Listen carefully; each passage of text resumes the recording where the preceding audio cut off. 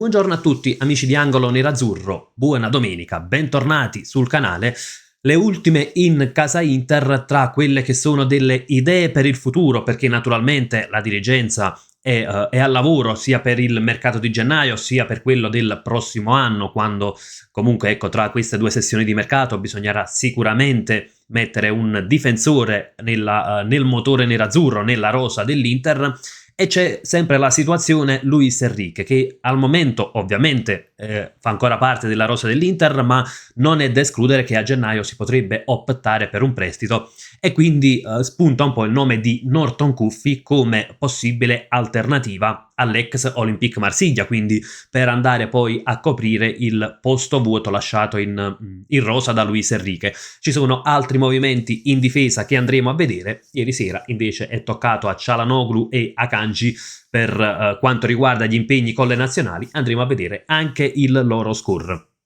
Naturalmente prima di iniziare vi ricordo anche un bel like al video se vi piace il contenuto, se volete sostenere il canale con pochi semplici click e naturalmente se non siete ancora iscritti un'iscrizione che permette di non perdere di vista il canale e come detto poc'anzi dà un grandissimo aiuto. Iniziamo innanzitutto dalla situazione Norton Cuffy, è un po' l'ultima idea in casa Inter, un nome che è stato accostato, ovviamente come abbiamo detto più volte in questo momento sono anche nomi da prendere un tantino con le pinze, siamo a novembre, ci sono delle idee, non possiamo ritenerle però dei discorsi avanzati. Sicuramente Norton Cuffy potrebbe essere un innesto importante, sta facendo bene al Genoa, ha attirato anche le attenzioni di diversi club importanti e andiamo proprio a vedere anche la sua scheda secondo Transfermarkt. Vediamo innanzitutto data di nascita, sito che oggi la versione italiana, non so quale sia il motivo, non vuol saperne di funzionare, quindi andiamo con la traduzione del browser. E data di nascita 12 gennaio 2004, quindi innanzitutto parliamo sempre di quel tipo di profilo futuribile che ormai è il diktat dei calciomercato dell'Inter. Altezza 1,81 m, posizione appunto terzino destro, cittadinanza inglese. Tra l'altro nell'Inghilterra Under 21 vanta 13 presenze, quindi anche una buona esperienza quantomeno nell'Inghilterra giovanile. Valore di mercato 10 milioni. Scadenza del contratto 2029, quindi tra virgolette non si può puntare su un contratto magari a breve scadenza. E posizione principale, come detto, terzino destro, alta posizione centrocampista destro. In stagione ha giocato 11 partite col Genoa, 12 in realtà se includiamo anche la Coppa Italia, con un assist ma con diverse buone prestazioni. Tra l'altro andiamo a vedere anche posizioni in cui ha giocato, praticamente è stato impiegato in tante posizioni anche da centrocampista sinistro, da difensore centrale, però insomma come vediamo in carriera ha fatto quasi sempre o il centrocampista laterale destro o il terzino. Il problema su Norton Cuffy è appunto la concorrenza, in primis quella del Napoli che già in estate cercava un terzino destro e le prestazioni di Norton Cuffy ovviamente sono attenzionate anche dalla dirigenza partenopea e bisognerà poi capire un'altra situazione perché Luis Enrique potrebbe partire ma quasi sicuramente in prestito, quindi andare poi a fare un investimento. Norton Cuffy secondo Transfermarkt vale 10 milioni ma è facile immaginare che il costo possa essere anche più alto, soprattutto se dovesse esserci concorrenza del Napoli e di qualche altra squadra.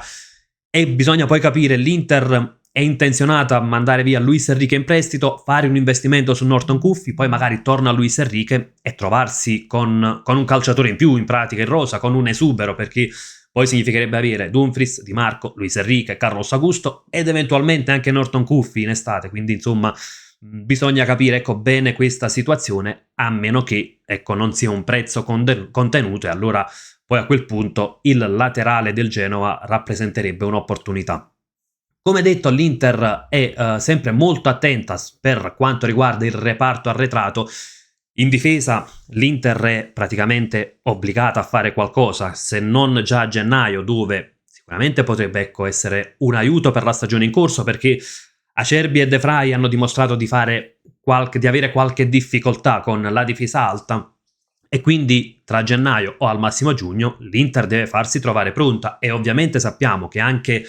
un investimento, un acquisto a giugno spesso viene a luglio meglio,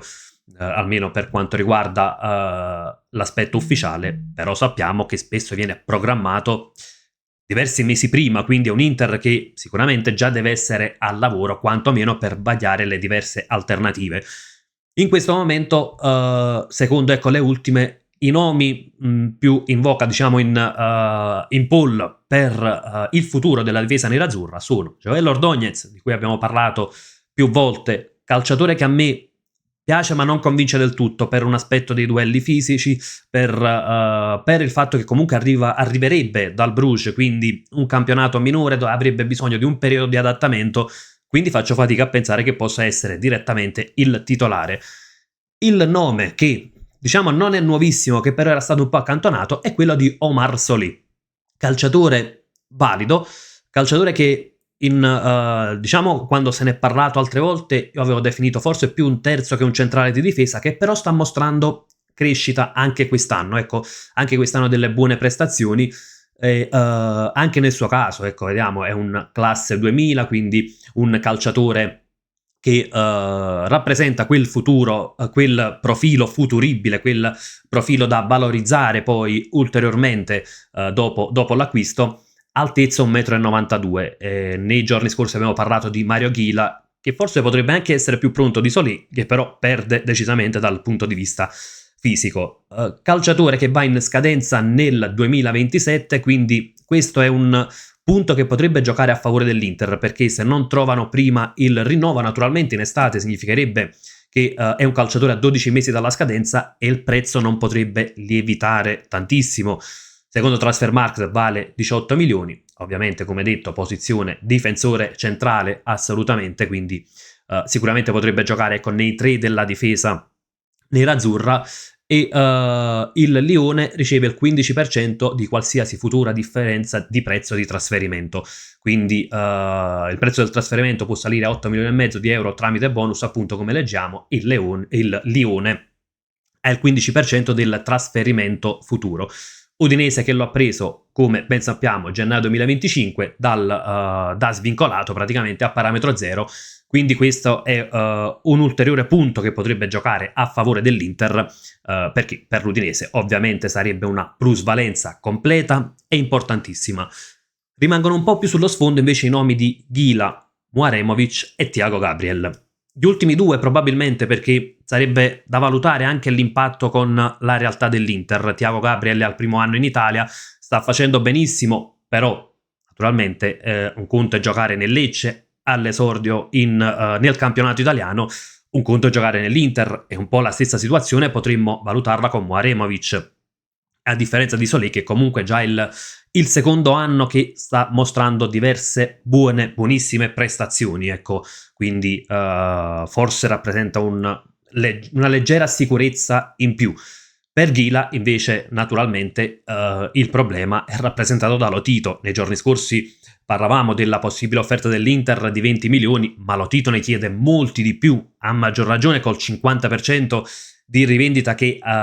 sul prezzo che andrà al Real Madrid, quindi insomma lì è difficile andare a trattare. Forse è più semplice provare a puntare sulla scadenza 2027, quindi un eventuale acquisto a parametro zero, piuttosto che strapparlo a Lotito a gennaio o a giugno, nonostante i problemi poi che ha avuto la Lazio dal punto di vista del mercato. Concludiamo anche con le prestazioni di ieri dei calciatori nerazzurri. Per Çalhanoğlu 90 minuti in campo in Turchia-Bulgaria 2-0, tra l'altro ha realizzato anche un gol sul rigore e un'altra ottima prestazione da parte di Hakan Çalhanoğlu. Naturalmente spaventano un po' le parole di Montella, che andiamo anche a recuperare, e Montella aveva detto Çalhanoğlu ha corso tanto e alla fine aveva un po' di risentimenti muscolari, vanno fatti dei controlli perché lui non vuole correre rischi. Ovviamente situazione che spaventa un attimo, però non sembrerebbe ecco un problema, un infortunio per Çalhanoğlu, forse solo un po' di stanchezza, quindi non credo che possa essere uno dei giocatori a rischio come lo sarà Dumfries, però insomma parole che spaventano un attimo. Turchia che invece si trova la Turchia di Çalhanoğlu nella stessa posizione dell'Italia, quindi -3 dalla Spagna, scontro diretto, ma differenza reti nettamente peggiore. Anche Akanji ha giocato per 90 minuti in Svizzera-Svezia 4-1 e Svizzera che è al primo posto, 3 punti di vantaggio sul Kosovo, però con una differenza reti di gran lunga favorevole, quindi insomma Svizzera che anche stavolta, come è successo purtroppo per noi 4 anni fa, non dovrebbe avere problemi ad accedere al prossimo mondiale. Stasera toccherà anche agli azzurri. Con l'Italia dovrebbero essere in campo tutti i nostri, quindi Bastoni, Di Marco, Frattesi, Barella e Pio Esposito.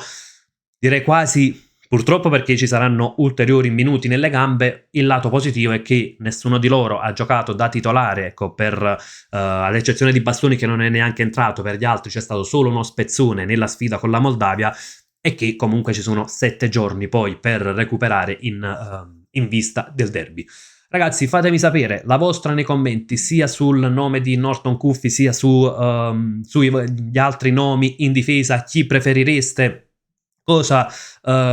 secondo voi, ecco, è meglio per rafforzare l'Inter. Quindi, come al solito, sfruttiamo la sezione commenti per confrontarci, e come sempre, invece, io vi lascio con un gran bel Forza Inter!